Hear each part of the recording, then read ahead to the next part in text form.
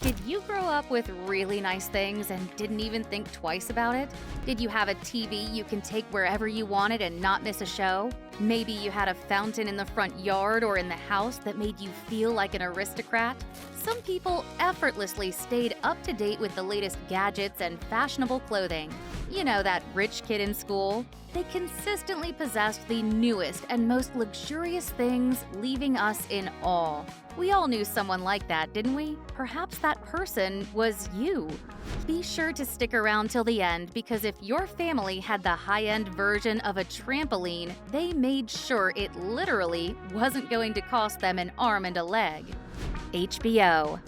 On the flip side, adults in the 90s had HBO. You know, the good stuff. Now, having HBO was a luxury.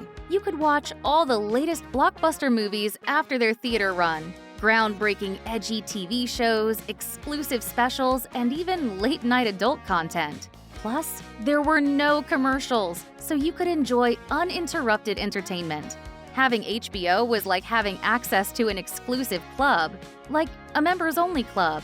Popular shows back in the 90s were Oz, a gritty, intense drama about prison life; Dream On, a sketch comedy series; Taxicab Confessions, you got to hear New Yorkers air out their dirty laundry; stand-up comedy with Def Comedy Jam; talk shows like The Chris Rock Show and The Larry Sanders Show; and the first season of The Sopranos, a crime drama about a New Jersey mob boss and his family.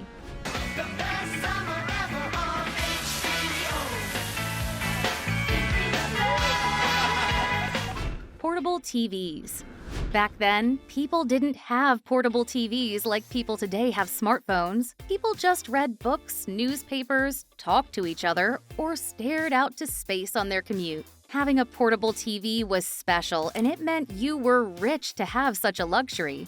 You could watch your favorite shows anywhere, whether you were in your house, at a park, or in your car. They're great for those family road trips. While everyone else in the car might be bickering over who gets control of the radio, you're in your own world, happily engrossed in a sitcom or cartoons, courtesy of your portable TV. The most popular portable TV model was the Sony Watchman FDL 310. In addition to controls you'd typically find with portable radios, it features a carrying handle for easy and compact portability. A 2.7-inch color LCD screen and built-in antenna for receiving VHF and UHF channels means you'll have lots to choose from. It could be powered with AA batteries or an AC adapter. You had entertainment for hours. The world's first flat-screen television. The one and only TV for the one and only you. A fountain. Having a fountain in your yard in the 1990s was a symbol of wealth and luxury.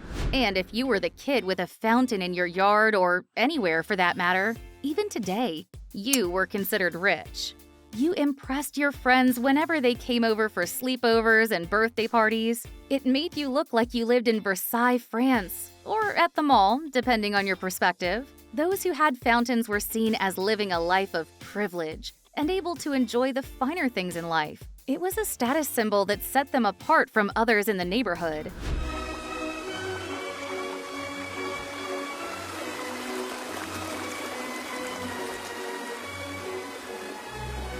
Anything by Bose.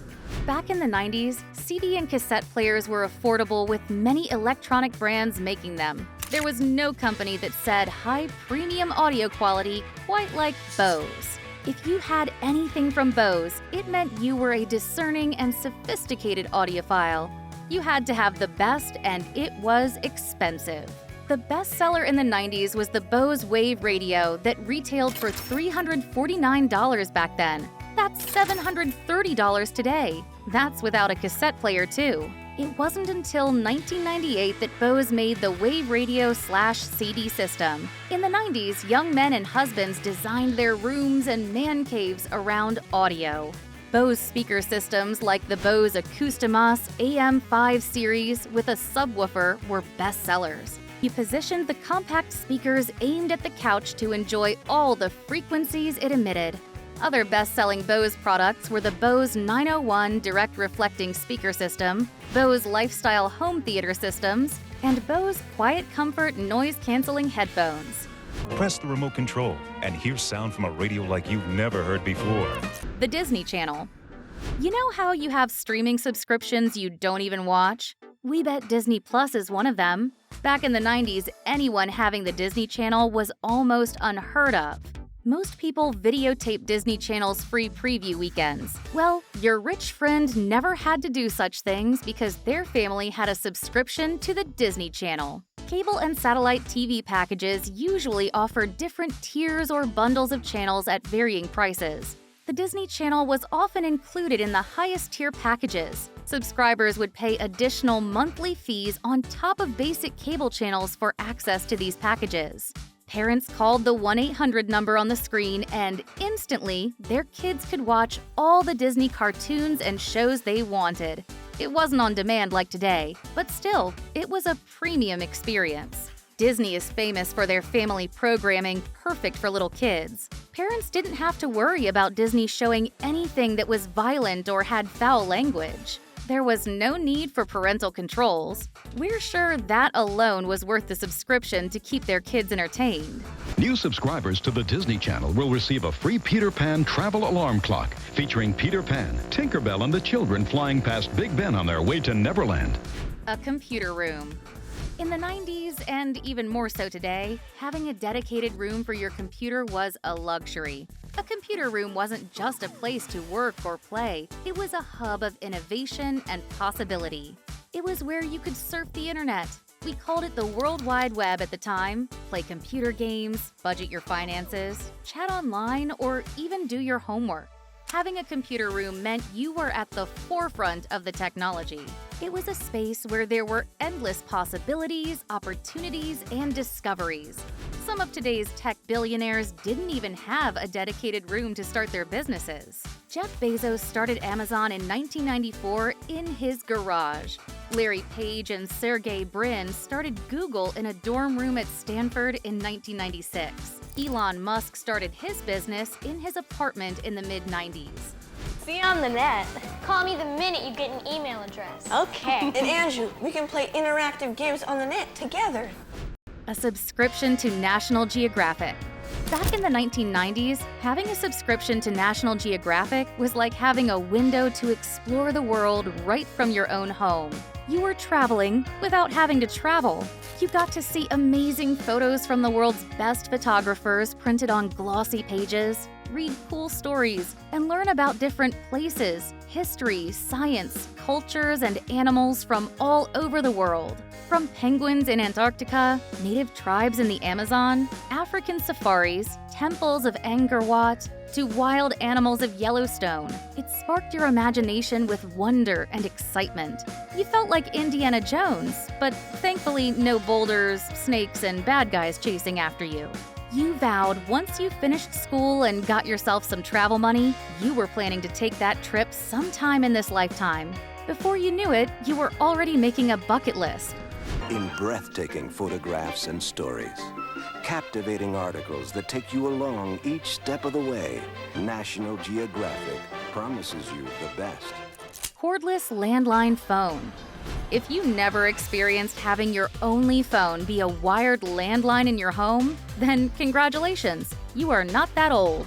The cordless landline phones were available since the 1980s, but you had to be really rich to own one. Even in the early 90s, if you had one, you were considered rich. It wasn't until the mid-90s that the cordless phone was affordable and widely adopted, when call quality was great and you didn't have to worry so much about dropped calls or muffled voices. Needless to say, the cordless landline phone offered us a completely different phone experience. Can you imagine talking on the phone only in one spot, tethered to the phone? You'd be so uncomfortable in one spot if you wanted to talk for hours. Then there was the privacy issue. You might have to worry about your parents or siblings walking in on your phone call, and they'll know who you're talking to. The cordless phone did away with all of that, and you had the freedom to go anywhere and talk anywhere in the house. It made you feel rich, just like rich people in the 80s. Kmart celebrates Christmas in America with an AT&T cordless phone and answering machine. The quality you need at the price you want. Fisher-Price Power Wheels. In the 1990s, having a Fisher-Price Power Wheels made you feel like you can do what adults do, and that is drive. These battery-powered ride-on vehicles were the envy of every kid in the neighborhood. They allowed children to zoom around in style, mimicking the experience of driving a real car. They came in all different models, styles, and colors: Jeep Wranglers, Hot Wheels, dune buggies, extreme off-roading, and even Barbie. Kids who had them easily made friends with the neighbor's kid. They gave them a lift and pretended to be adults road raging all over the backyard and driveway. Beep beep. Power Wheels Jeep has a real motor that runs on rechargeable batteries. Power Wheels, Power Wheels, Power Wheels, power makes it go. Trampoline. If you had a trampoline in the 90s, or even today, it meant you were rich. Having enough space, especially a large backyard, to house large-scale recreational equipment is quite the luxury, especially in large city suburbs. You were the envy of the neighborhood. If you were lucky enough to have one, your family hosted birthday parties and family gatherings at their place, with little kids jumping and bouncing around and sounds of laughter. Hopefully, no one got hurt bouncing off of them. If your family valued safety, well, that cost them extra. Mid-range fenced-in ones cost around $300 to $700. The high-end ones that weren't going to break cost over $1,000, which was worth it. That's cheaper than a visit to the hospital.